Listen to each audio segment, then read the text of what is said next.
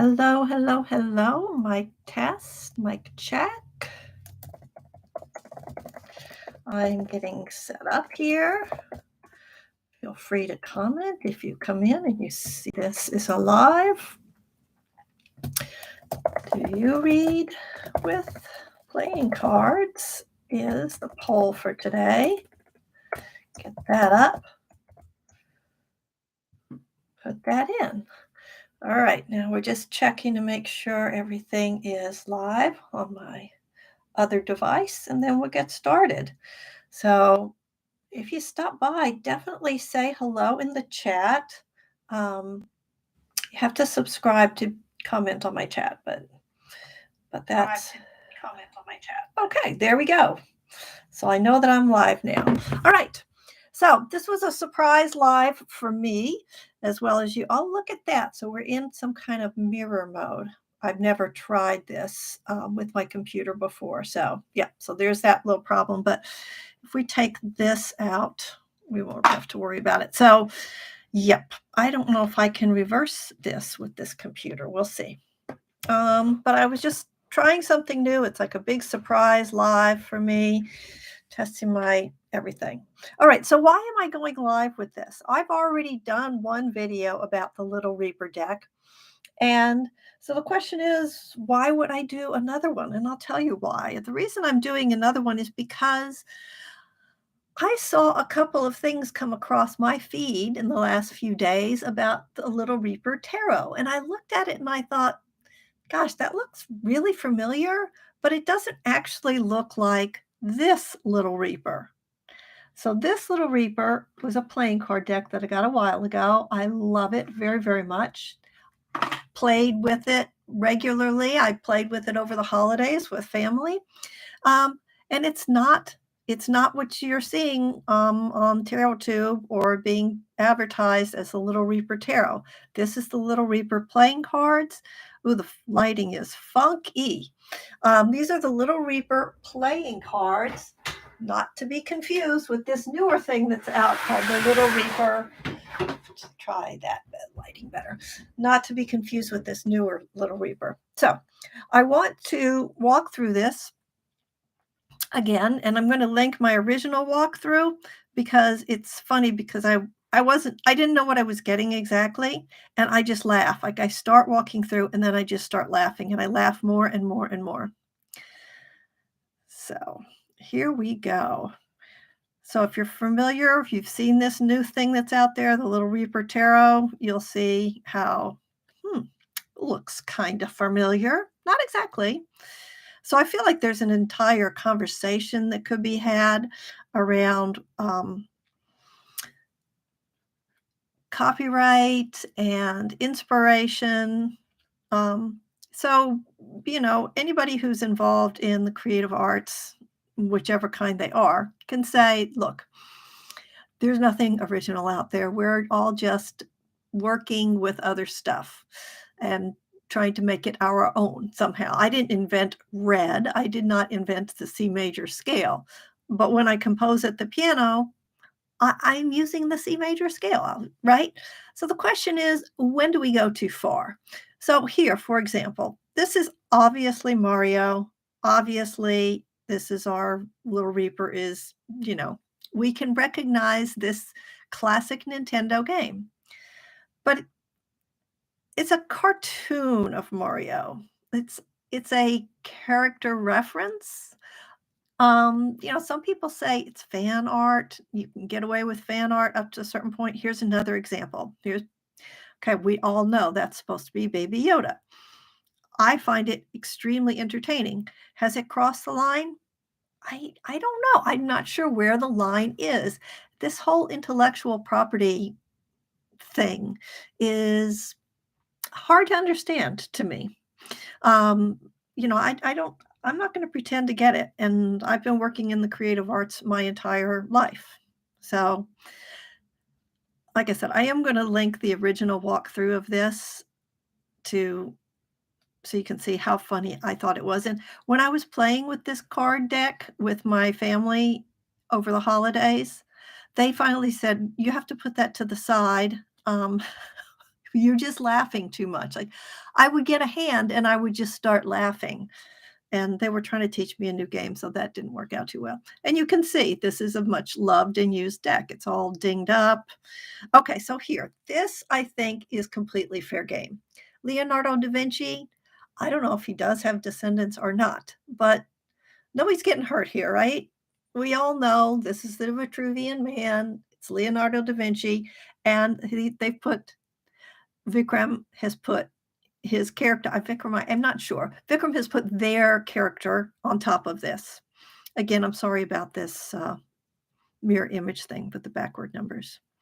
But plenty of stuff in this is not referencing anything in particular. It's just the art. Right? And I think this is hilarious. I mean, there is that movie with the red balloon, but I don't think it's referencing that movie. It's just, I mean, it's just hilarious to me. Hi, Hershey. It makes you want to learn how. Okay, we are going to do a playing card reading, and I will give you a brief explanation. We're going to do a fairly simple one. So, I'm going to talk about intellectual property a little bit longer, and then we're going to try this with a playing card reading as well as an oracle reading. So stick around. If you have a question, pop it into the chat. Playing card is best for a fairly straightforward yes or no answer. You can get some you can get some insights, but basically it's yes or no. Especially since in a deck like this, we've got illustrations, you can get some insights too. So you look at a card like this, and you can think, oh, this could be the strength card from tarot, right? But then you see something like this. So we've got a 3 of hearts. Sorry about the mirror image. And we've got 4 snakes. So, right, that would pull it away from any kind of tarot reference you might have, because that's not, I don't see 3 people, having a good time together and bonding. On the other hand, this 9 of spades, you could look at that as a 9 of swords kind of a situation. Oh, that's funny. When I saw yawns, I was like, "What's yawns?" Okay. All right, so you think of a question, and I'm just gonna kind of walk through the rest of this deck. This is the Little Reapers deck. I'm gonna hold up the box, but it's like I said, I've got this weird mirror image thing going, but the link to the seller's Etsy shop is in the description. Right, and this would not really correspond to the 4 of hearts or 4 of cups, so there's not a direct correspondence, although I believe that this creator is familiar with tarot. And by the way, part of the reason I'm doing this is because I want to, put it out there that this is not the same creator as the newly created Lil Reaper Tarot. This is an older deck. I have some feelings about somebody else taking these images and doing other things with them and turning them into tarot. But okay, and then there's something like this, sort of intellectual property. Okay, nobody owns Baba Yaga. Nobody owns Baba Yaga's hut. And it's hilarious to me as the ace of spades or swords. Hilarious. It really makes me laugh. Okay, so you were going to ask if the suits mean the same. Okay, yeah, so why don't we do this? It's so nice to have somebody to talk to, because I was going to just make a video. I'm just shuffling here, so I'm taking it off. I was going to make a video, and then I just decided, I'm going to go live. When somebody comes in, maybe I'll get questions. All right, so let's see if we can kind of put it in order from good to bad. Although that's a very simplistic way of looking at the world. All right, so if you were going to look at this and say, is our playing cards the same as tarot suits? So we have to remember that tarot, as we know it, came from an older playing card game called tarocchi, and that was an Italian game. But there's plenty of evidence that playing cards and these kinds of games that had suits were older than tarocchi, and may have come actually from Egypt, possibly, or the Asian continent somewhere, that idea of playing cards. So it's a little fuzzy, the deep, deep, deep, long ago roots of tarot, but very simply. So yes, we can look at these suits and we can look at them and say, hearts are cups, diamonds are wands. Wait, am I saying that right? Diamonds are earth. No, diamonds are wands. Okay, sorry about that. And so this would be your swords over here. Okay, so we could look at this in a very general way of positive to negative. And then on top of that, we're going to layer our general numerical meanings. And you have to remember that different numbers mean different things to different people, right? So, what I think an 8 means might not mean the same thing to you. In general, I think of odd numbers as being less settled and even numbers as being more settled. But then you look at things like a 9, and the 9 in, say, clubs, or not clubs, the 9 in cups or the 9 in coins, those are very positive, feel-good cards, right? So nothing is ever simple, is it? It's always got to be complicated. All right, do you have a question for me? In which case I will do that. And while you're thinking about whether or not you have a yes or no question you want to ask, I'll pretend that I'm pulling an oracle card. I'm going to say, let's do energy of the day. This is just an example. Could I have some energy for the day? So I'm going to pull a card, and I'm getting, there we go, sorry, right side up. I'm getting the 5 of diamonds. So I could look at this and I could say, well, the energy that I am going to experience today, there could be some conflict. I could feel like I'm being pursued or under attack in some way. And this wouldn't necessarily bad. It could even have a somewhat of a playful feel to it. But it's still going to be not smooth sailing. And then maybe I could say, all right, so then give me some advice for this. So then I'll pull this up. Now, because I have images on these playing cards, I've got more to work with, right? I wouldn't ask these questions of just a playing card deck. I'm asking these questions of this deck because it has images. So now I pulled up this one. I got the Queen of Hearts, and now our little Reaper is feeding the worms and sort of talking to them. So I might say, okay, so there's going to be some kind of conflict. It could be a little playful, but it will be disruptive. And what's the advice? The advice is to nurture whatever that is that's being conflict laden, whether those are your ideas or they're people in your life, or maybe you've got some decisions. It would just be to nurture and be kind to them and to yourself, obviously, especially if it's your ideas that are just all over the place. So that's how you could use this deck as an oracle deck. All right, now I'll do your question, which is, am I going to rewrite my oracle book that I lost? Oh my gosh. Oh, wow. Was that like a digital loss or a paper loss or both? Ooh, that's tough.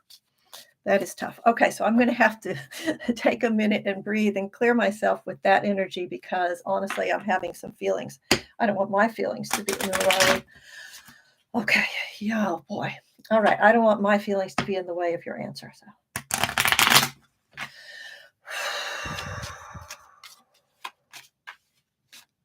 All right, and with these answers, it's always going to be based on the current energy, what we've got, your energy and my energy. And so it could change, right? Which is what we know from any kind of oracle or tarot reading, right? All right, this is the way I do it. So I'm going to make 3 piles, and I'm going to ask you, which pile do you want me to pull from? Left, middle, or right? So you can just type that in the chat, left, middle, or right, and then I will pull that pile for you.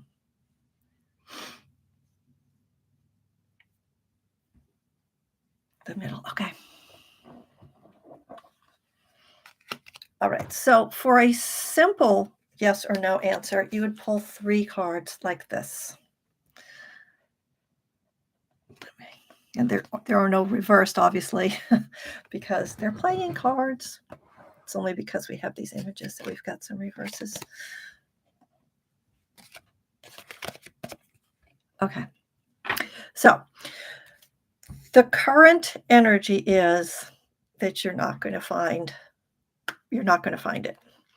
And that would be the way we read playing cards are red suits are yeses, black suits are nos. And they could progress, right? So you can use it to tell you a little story about this. Like you're really hopeful that you're going to find it. You're feeling good about it. You feel like if you could just work with some other people and search together, maybe you'll find it. And then you're going to feel bad, like I'm not going to find this. And then, in fact, you won't find it. So that would be a very traditional way of reading the 3 cards. Now, I don't think I have enough room to do a 9 card. The 9 card is a more complex reading. But let's see if I can back up and do this. So if I was going to do a 9 card, wait, I should shuffle and really ask cards and not just fool around. All right. Let's see. I think I might be able to fit the 9 cards. You probably weren't here at the beginning, but at the beginning I was explaining that I've never used this rear camera on my laptop to try to film before, so it's a little bit new. Okay, so we're going to do the same thing for you. I'm going to make 3 piles, and you can tell me which pile to look at. And we're still asking the same question. I'm just sort of demonstrating how I do this. So tell me left, middle, or right. And I will pick that pile. It does look good to you. They're very clear, right? Okay, pick these up. And again, that was a mirror image, so it looks like I'm pulling up the right pile, but I got the left. Okay, so we have a 10 of spades, a 2 of clubs, 2 of diamonds, 9 of diamonds, queen of hearts, 7 of diamonds, queen of, nope, that's not working. Every time I put my hand back and forth, I'm sorry, Dramamine time. Every time I put my hand back and forth, it changes the lighting. 10. Okay, now in this reading, we asked the same question. We got a completely different answer, right? So you can just glance at this and see you've got a lot more red cards, a lot more red cards. So this just says, yes, you're going to find the deck. So we only have these 2 black cards up here at the top, and that's saying that there is some external negative energy about this, but your internal energy is all go. And at the end, which is, remember, we've got this crazy mirror image going. So this is actually the end. This is really left to right. So at the end, it's all go. You're finding it. And let's just pull these last cards up and look at them. So these were your last cards. So now we can kind of fool around and look at the images on these cards and see if they tell us anything about the end of this story. It does look, I mean, I would look at this and say, oh, this is your like intellectual prime. This is your intellectual property. And it looks like you may need some help. It looks like you might need help tracking this deck down. Yep, that's what I would say. The 5 of diamonds, does that mean something specific? Let me just look at my chart real quick because I don't have it memorized. It's like the 5 of diamonds would basically, it's the same as a regular 5 card. It would have, where's my little book? So I have my own kind of reading grimoire here. So let me pull that up and find what that is. So, the 5 would always have some conflict involved. I can't find it. Oh, there it is. Nope, that's not it.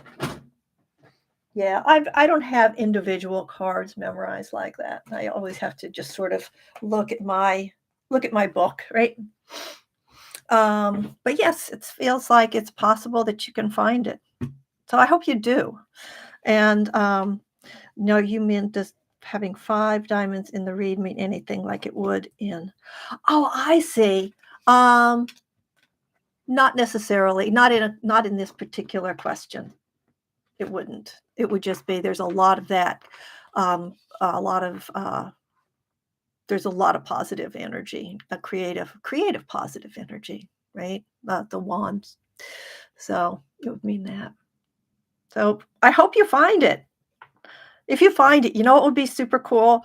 If you find it, would you come back and comment on this video and say I found it? That would make me super happy to get that message one day.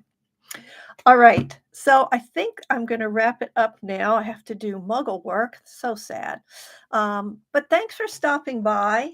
And I am planning on doing a how to read playing cards, a silly kind of how to read playing cards in connection with the Hogwarts Legacy game that's coming out. I'm going to do a series of videos talking about how this Hogwarts Legacy game that's coming out, it's set in 1890, and I'm going to do some videos talking about how people were reading cards at that time. And so playing cards would definitely fit into that, as well as Marseille and Taraki, but not the tarot we know, not the Rider-Waite-Smith. So I thought that would be kind of a fun thing to get that information out there for people who care about these kinds of things, playing cards at different periods in time, because it informs what we do, and we don't even realize it sometimes how much it's there. So anyway, I've had fun kind of just thinking about intellectual property and when it's okay to use images that other people have created and when maybe it's not. And to just say, I love this deck. I love to play with it. I love to read with it. I think it's a really fun deck. And I just wanted to put another video out there into the world saying it and hoping that somebody else would find and like this deck. So all right, everybody. Thank you for stopping by. Have a great, great day. Always look for something that makes you smile and helps you to find joy, no matter what's going on your day. Take care. Bye bye.